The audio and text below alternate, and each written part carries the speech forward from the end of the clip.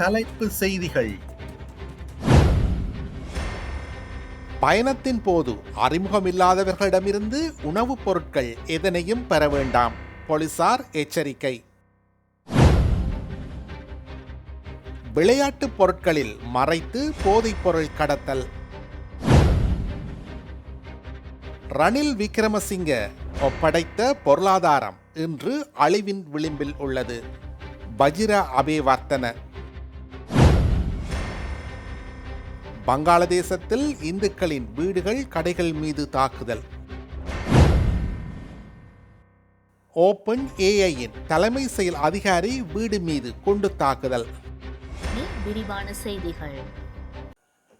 யாழ்ப்பாணம் மற்றும் கொழும்பிலிருந்து மட்டக்களப்பு, அம்பாறை ஆகிய மாவட்டங்களுக்கு தனியாக பேருந்துகளில் பயணம் செய்யும் பயணிகளை குறிவைத்து மயக்க மருந்து கலந்த லெமன் பஃப் பிஸ்கட்டுகளை வழங்கி பெருமளவிலான கொள்ளை சம்பவங்கள் இடம்பெற்று வருகின்றன.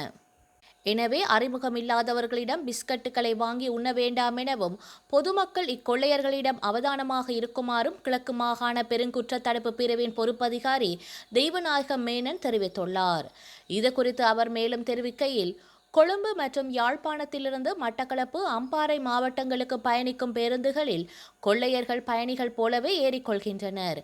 பேருந்தில் யாராவது தனியாக பயணம் செய்கிறார்களா என்பதை நோட்டமிடும் அவர்கள் பின்னர் அவர்களுக்கு அருகில் சென்று நயமாக பேச்சு கொடுப்பார்கள். தொடர்ந்து தமது பையிலிருந்து உரையிலிடப்பட்ட பிஸ்கட் பேக்கெட் ஒன்றை எடுத்து அது புதியது போன்ற தோற்றத்தை ஏற்படுத்தி பயணிகளிடம் வழங்குவார்கள். அந்த பிஸ்கட்டை சாப்பிட்ட சிறிது நேரத்திலேயே பயணிகள் மயக்கமடைந்து விடுவார்கள். அதன் பின்னர் அவர்கள் அணிந்திருக்கும் தங்கச்சங்கிலி, மோதிரம், காப்பு போன்ற ஆபரணங்களையும் கைப்பையில் உள்ள பணத்தையும் கொள்ளையடித்துவிட்டு கொள்ளையர்கள் வழியில் ஏதாவது இடத்தில் இறங்கி தப்பிச் சென்று விடுகின்றனர். இவ்வாறு மயக்கமடைபவர்கள் மருத்துவமனையில் அனுமதிக்கப்பட்டு 3 நாட்களுக்கு பின்னரே சுயநினைவிற்கு திரும்புகின்றனர். அண்மை காலங்களில் இவ்வாறான பல சம்பவங்கள் குறித்து பல்வேறு காவல் நிலையங்களில் முறைப்பாடுகள் கிடைத்துள்ளன. எனவே நெடுந்தூர பேருந்துகளில் தனியாக பயணம் செய்பவர்கள் அறிமுகமில்லாத நபர்கள் எதனை வழங்கினாலும் அதனை வாங்கி உண்ணக்கூடாது எனவும் பொதுமக்கள் இது குறித்து மிகுந்த விழிப்புணர்வுடனும் அவதானத்துடன் செயற்பட வேண்டும் எனவும் அவர் மேலும் வலியுறுத்தியுள்ளார். குழந்தைகளின் விளையாட்டு பொருட்களுக்குள் மறைத்து கொரியர் சேவைகள் மூலம் போதைப்பொருள் கடத்தப்படும் புதிய நடைமுறை அதிகரித்து வருவதால் போலீசார் உயர் எச்சரிக்கையில் வைக்கப்பட்டுள்ளனர்.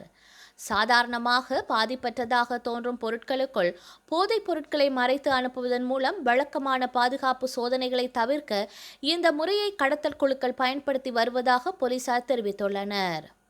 அம்பாறை பிராந்திய குற்றப்புலனாய்வு பிரிவு மேற்கொண்ட சோதனை நடவடிக்கையின் போது கல்முனை பகுதியில் செயல்பட்ட பெரிய அளவிலான போதைப்பொருள் விநியோக வலையமைப்புடன் தொடர்புடைய ஒருவர் கைது செய்யப்பட்டதை தொடர்ந்து இந்த முறை கவனம் திரும்பியுள்ளது. சந்தேக நபர் புதன்கிழமை கல்முனை கடற்படை பகுதியில் 107 கிராம் ஐஸ் எனப்படும் போதைப்பொருளுடன் கைது செய்யப்பட்டார். இந்த நடவடிக்கை பிரதம போலீஸ் பரிசோதகர் சதுரங்கவின் வழிகாட்டுதலின் கீழ் ஊழல் தடுப்பு பிரிவு துணை போலீஸ் பரிசோதகர் பிரியங்கர நிலதாரி தலைமையிலான குழுவினரால் மேற்கொள்ளப்பட்டது. சோதனையின் போது உயர்தரமான போதைப் பொருட்கள் குழந்தைகளின் விளையாட்டு பொருட்களுக்குள் கவனமாக மறைத்து வைக்கப்பட்டிருந்தமை கண்டுபிடிக்கப்பட்டது. மேலும் போதைப்பொருள் விற்பனை மூலம் கிடைத்ததாக சந்தேகிக்கப்படும் 39,620 ரூபாய் பணம், பொருட்களை எடையாக பயன்படுத்திய மின்சாதன தராசு மற்றும் 2 கைபேசிகளும் போலீசாரால் பறிமுதல் செய்யப்பட்டுள்ளன.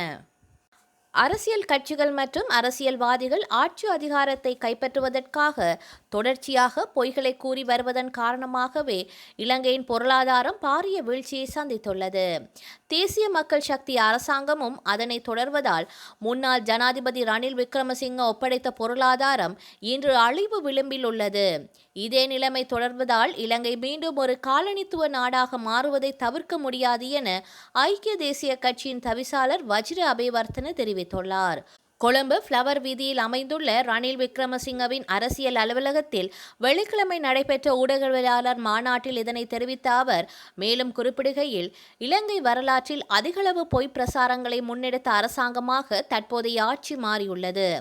78 வருட கால வரலாற்றை நாட்டை நிர்வகித்த கட்சிகள் சிலவற்றை செய்திருந்தாலும் தனிப்பட்ட பதவி ஆசைகளுக்காக மக்களை ஏமாற்றி பொருளாதாரத்தை சீர்குலைத்துள்ளனர். இனிமேலாவது பொய் சொல்வதை நிறுத்துவதே நாட்டிற்கு செய்யும் மிகப்பெரிய உதவியாகும். கடந்த காலங்களில் ரணில் விக்ரமசிங்க ஆட்சியை பொறுப்பேற்ற போதெல்லாம் முறையான இலக்குடன் செயற்பட்டார். நெருக்கடியான காலகட்டத்திலும் கூட எரிபொருள் விலைகள் மக்களால் தாங்கிக் கொள்ளக்கூடிய அளவுக்கு முகாமைத்துவம் செய்யப்பட்டன. ஆனால் இன்று அந்த நிலைமை இல்லை. தற்போதைய அரசாங்கத்தின் கீழ் அத்தியாவசிய பொருட்களின் விலைகள் கட்டுப்பாடின்றி உயர்ந்து செல்கின்றன. 2024 செப்டம்பரில் முன்னாள் ஜனாதிபதி ரணில் விக்ரமசிங்க நாட்டை ஒப்படைக்கும் போது 344 ரூபாவாக இருந்த பெட்ரோல் இன்று 398 ரூபாவாகவும் 2892 ரூபாவாக இருந்த எரிவாயு 4765 ரூபாவாகவும் உயர்ந்துள்ளது.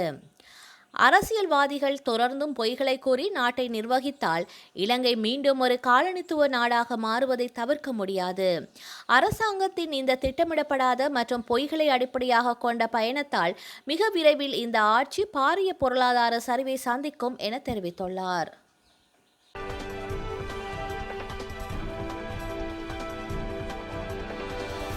மேற்கு குஷ்டியா மற்றும் வடமேற்கு ரங்பூர் ஆகிய பகுதிகளில் தாக்குதல் இடம்பெற்றுள்ளன. வங்கதேசத்தில் முஸ்லிம் இளைஞர் கொல்லப்பட்ட சம்பவத்தில் இந்துக்களின் வீடுகள் மற்றும் கடைகள் மீது கும்பல்கள் தாக்குதல் நடத்தியுள்ளன. டாக்காவிலிருந்து 300 கிலோமீட்டர் தொலைவில் உள்ள ரங்பூரில் தச்பாரா சந்தை பகுதியில் அதிகாலை வேளையில் இந்துக்களின் வீடுகள் மற்றும் கடைகள் மீது கும்பல் தாக்குதல் நடத்தியுள்ளது. தச்பாரா சந்தை பகுதியில் வசிக்கும் 100க்கும் மேற்பட்ட இந்து குடும்பங்கள் இதனால் பாதிக்கப்பட்டுள்ளனர்.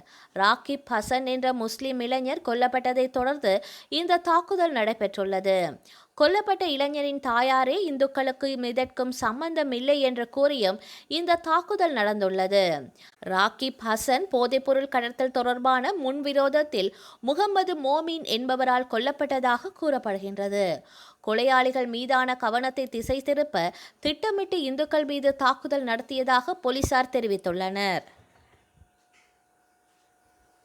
உலகில் ஏஐயுடைய அசுர வளர்ச்சி ஆக்கப்பூர்வமாகவும் அதே நேரம் அபாயகரமாகவும் பயன்படுத்தப்பட்டு வருகின்றன. ஏஐயால் ஆயிரக்கணக்கானோர் வேலை இழப்புக்கு ஆளாகி வருகின்றனர். தொழில்நுட்பம் மனித வாழ்வில் மீது ஆதிக்கம் செலுத்தும் காலத்தை நோக்கி மனித இனம் செல்கின்றது என்ற அச்சமும் நிலவுகின்றது. தொழில்நுட்பம் வளர்ச்சி போர்வையில் பெரு நிறுவனங்கள் ஏஐ தொழில்நுட்பத்தை அன்றாட மனித வாழ்வில் திணிப்பதாக ஒரு சாரார் கருதுகின்றனர்.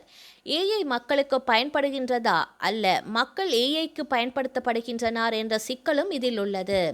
இதற்கிடையே ஓப்பன் ஏஐ போன்ற பெரு நிறுவனங்கள் மக்களை கண்காணிக்கவும் எதிரியை கண்டறிந்து கொல்லவும் இராணுவத்திற்கு தங்கள் தொழில்நுட்பத்தை வழங்க தொடங்கியுள்ளனர். இது தொடர்பாக ஓப்பன் ஏஐ அண்மையில் அமெரிக்க இராணுவத்துடன் செய்து கொண்ட ஒப்பந்தம் சர்ச்சையாகியது. இந்நிலையில் செயற்கை நுண்ணறிவு துறையில் முன்னணி நிறுவனமான ஓப்பன் ஏஐயின் தலைமை செயல் அதிகாரி சாம் அல்ட்மேனின் இல்லத்தில் பெட்ரோல் குண்டு வீசப்பட்ட சம்பவம் பெரும் பரபரப்பை ஏற்படுத்தியுள்ளது. வெள்ளிக்கிழமை அதிகாலை சுமார் 4:12 மணியளவில் சான் பிரான்சிஸ்கோவில் உள்ள அவரது இல்லத்தின் மீது அடையாளம் தெரியாத நபர் ஒருவர் பெட்ரோல் குண்டு ஒன்றை வீசியுள்ளார். இந்த தாக்குதலால் வீட்டின் பிரதான நுழைவாயில் தீ விபத்து ஏற்பட்டது. தகவல் கிடைத்ததும் காவல்துறையினர் உடனடியாக சம்பவ இடத்திற்கு விரைந்து நிலைமையை கட்டுப்பாட்டிற்குள் கொண்டு வந்தனர்.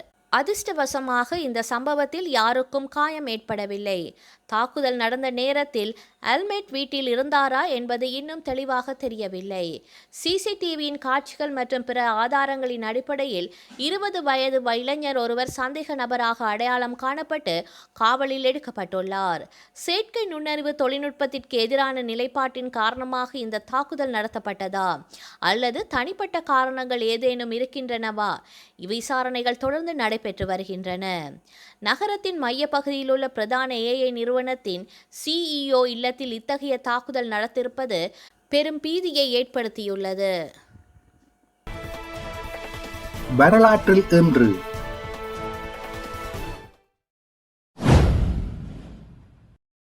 2002 எருசலேம் சந்தையொன்றில் பெண்ணொருவர் தற்கொலை தாக்குதல் நடாத்தியதில் 7 பேர் கொல்லப்பட்டனர். 104 பேர் காயமடைந்தனர்.